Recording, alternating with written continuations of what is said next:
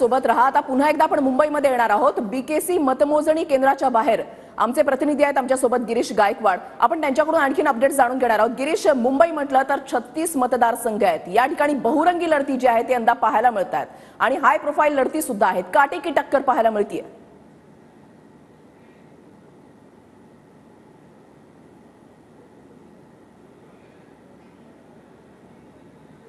गिरीश गायकवाड आमचे प्रतिनिधी आमच्या सोबत आहेत। राज्याच्या कानाकोपऱ्यामधून आमचे प्रतिनिधी आमच्या सोबत जोडले गेलेले आहेत। प्रत्येक ठिकाणचे अपडेट्स जे आहेत ते जाणून घेणार आहोत। सकाळी 7 वाजल्यापासून मतमोजणीला सुरुवात होणार आहे। पुन्हा एकदा जाऊयात गिरीश गायकवाड यांच्याकडे। गिरीश,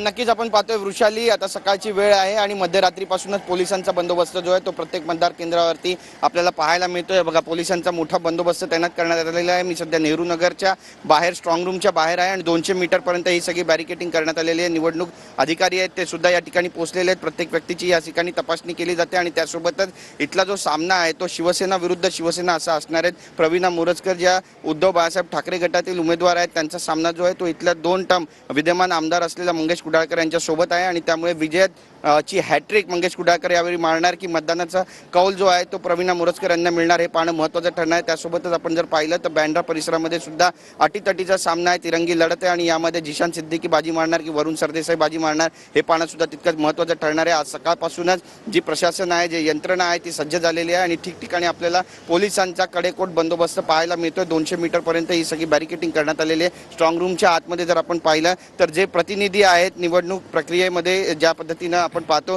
की जे प्रतिनिधी आहेत, जे उमेदवार आहेत त्यांच्या प्रतिनिधींसमोर हे स्ट्रॉंग रूम उघडले जातील, ईव्हीएम आणले जातील आणि त्यानंतर मतमोजणीला सुरुवात होईल। सगळ्यात आधी बॅलेट पेपरची मोजणी होईल आणि त्यानंतर 8:30 वाजता ईव्हीएमद्वारे हे सगळे जी मतमोजणी आहे तिला खऱ्या अर्थानं सुरुवात होणार आहे। त्यामुळे आजचा दिवस अत्यंत महत्त्वाचा आहे। मुंबईमध्ये ठिकठिकाणी म्हणजे 10 ठिकाणी अशी केंद्र तयार करण्यात आलेली आहे ज्या ठिकाणी स्ट्रॉंग रूमच्या बाहेर आणि मतमोजणी केंद्राच्या बाहेर आपल्याला अशाच पद्धतीचा कडेकोट पोलीस बंदोबस्त पाहायला मिळतोय। त्यामुळे कल नेमका महायुतीला असणार आहे, महाविकास आघाडीला असणार आहे की अपक्ष उमेदवार यामध्ये बाजी मारून जाणारे पाहणं महत्त्वाचं ठरणार आहे। वृषाली, बरोबर।